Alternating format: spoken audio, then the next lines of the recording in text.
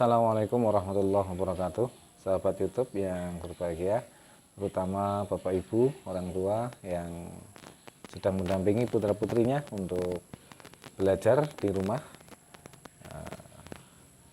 Semoga kita bisa mendampingi putra-putri kita dengan baik, sehingga walaupun di rumah tetap bisa belajar dengan maksimal. Baiklah, saat ini saya ingin berbagi, ya ini sekali lagi ini untuk orang tua, untuk Bapak Ibu yang mendampingi gitu ya, biar nanti mendampingi putra putrinya itu ya bisa nyambung begitu. Karena untuk pelajaran matematika memang beberapa periode yang lalu ketika kita orang-orang tua waktu itu masih belajar itu mungkin menjadi pelajaran yang paling sulit begitu, sehingga banyak yang tidak kita pahami dengan baik. Baik, saya ingin berbagi di kesempatan ini yaitu mengenai bilangan pecahan. Saya tidak akan bicara definisi apa itu, tidak, tapi akan lebih banyak langsung kepada teknis, hal-hal yang berkaitan dengan masalah bilangan pecahan, terutama nanti ada merubah bilangan pecahan dari satu bentuk ke bentuk yang lain. Kemudian juga operasi, ada penjumlahan, ada pengurangan, ada perkalian dan pembagian. Baik, yang pertama untuk bilangan pecahan yang kita ketahui itu ada pecahan desimal. Ada yang bentuk pertama ini 1,5 misalnya, atau 0,75, kemudian 0,25 dan seterusnya. Nah, kemudian ada juga bentuk pecahan yang bentuknya biasa, pecahan biasa, yaitu 1/2, kemudian ada lagi 2/3, nah, seperti ini gitu. Atau ada juga yang 4/3 misalnya gitu. Nah, ini bentuk seperti ini pecahan desimal bisa dirubah menjadi pecahan biasa juga. Misalnya 1/2 ini, maka 15 dibagi 10. 15 dibagi 1/2 itu 15 dibagi 10. Nah, kalau kita rubah 5 dibagi 5 itu 15 dibagi 5 3, 10 dibagi 5 adalah 2. Jadi kalau atas dibagi dengan 5, maka di bawah juga dibagi dengan 5. 15 bagi 5 3, 10 bagi 5 2. Menjadi 3/2. Disederhanakan lagi menjadi 1. 3 dibagi 2 itu 1, kemudian sisa 1, nah 1/2. Bentuknya seperti itu. 0,75, di belakang koma ada dua angka, maka menjadi 75 dibagi 100. Ya, 75 dibagi 100, 75 dibagi 25 sama dengan 3. Ini bawah juga dibagi 25 sama dengan 4. 3/4 atau 0,75. Seperti ini juga 25/100. 25/100. 25 dibagi 25 1, 100 dibagi 25 4. Jadi 1/4. Nah, ini juga seperti itu. Setengah, ya.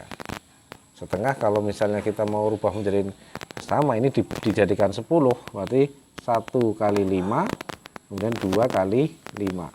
5/10 sama dengan 0,5. Seperti itu. Ya, itu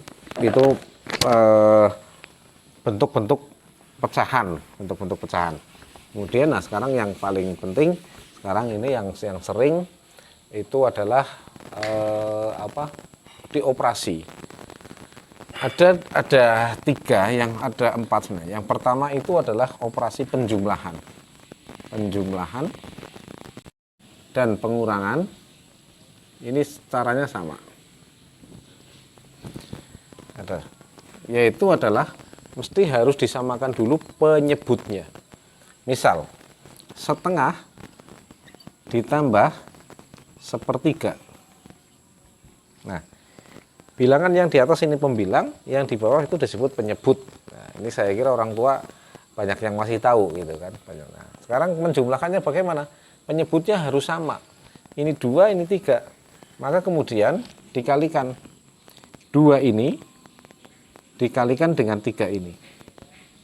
1 ini karena bawah kali 3, maka atas juga kali 3. Kemudian 3 ini dikalikan dengan 2. 1 ini karena bawah kali 2, maka atas kali 2. 3 per 6 ditambah 2 per 6. Nah, 1 kali 3, 3. 1 kali 2, 2. 2 kali 3, 6. 3 kali 6. Berarti 3 tambah 2. Nah, kalau sudah sama penyebutnya, maka tinggal dijumlah. Yaitu menjadi sama dengan 3 tambah 2, 5.